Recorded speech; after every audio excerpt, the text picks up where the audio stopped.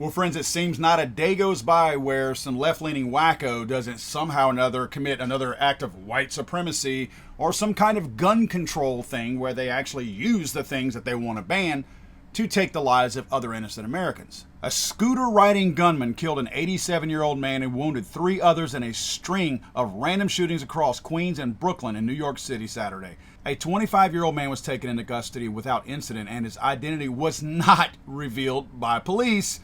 And it's something that's kind of weird, but they haven't even pressed charges against this guy yet.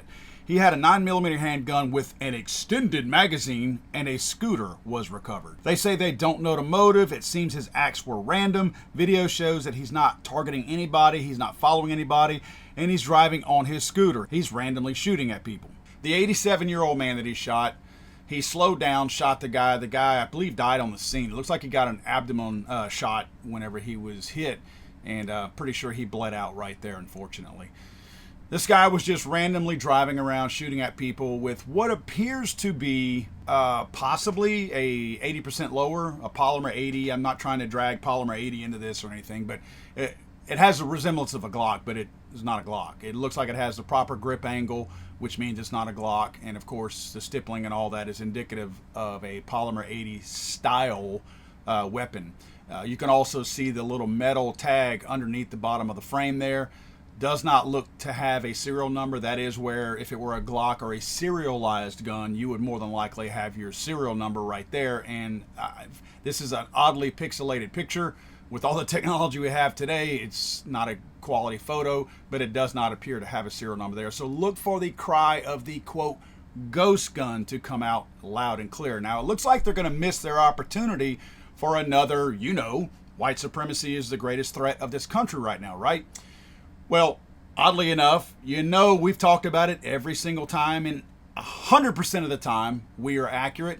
Now, of course, according to the wackos on the far left, this could be a white supremacy shooting, because remember, although they invoke colored, brown, people of color, they use all those monikers to describe everybody that they want to collect on the left and say, these are our people. Whenever a, quote, Hispanic person commits a crime, suddenly they're white, right? And again, I'm using their weird tossing of people back and forth depending on what class they want them to be in. They're saying that this shooter is described as a Hispanic man with a heavy build. I'm looking at him here. All right. I'm going to let you have your own words right here. If that's how you want to describe him, it's cool. You go ahead and describe him like that.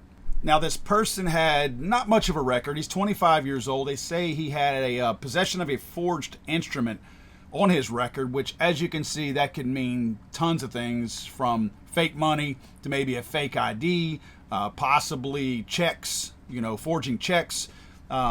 So it's just not a hardcore crime. This is more of a white-collar crime that he's had before. So, again, we go back to, he didn't need to get a, quote, ghost gun, because clearly this guy was not a felon or a prohibited person, so he would have been able to purchase this gun anywhere else. Now, he is in New York, so everything's pretty much illegal in New York. So it doesn't matter how you get a gun in New York. If you got it on the street, it's illegal according to them, not me. Details still kind of trickling in about this, but I wanted to make a specific point.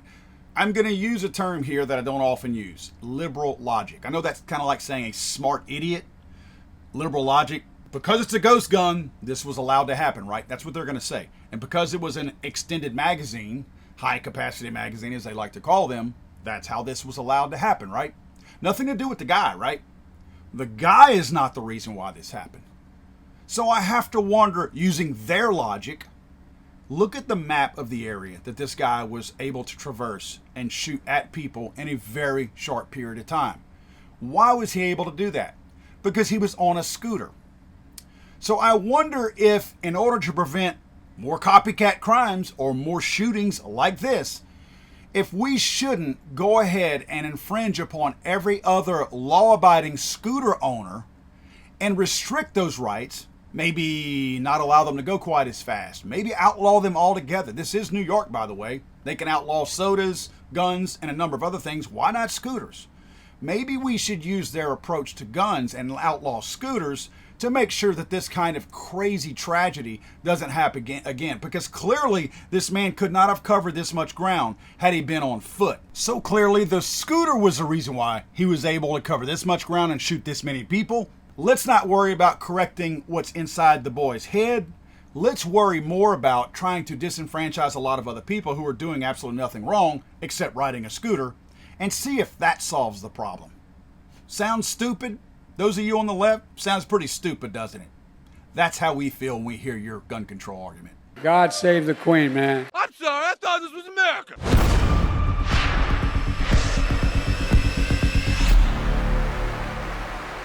He's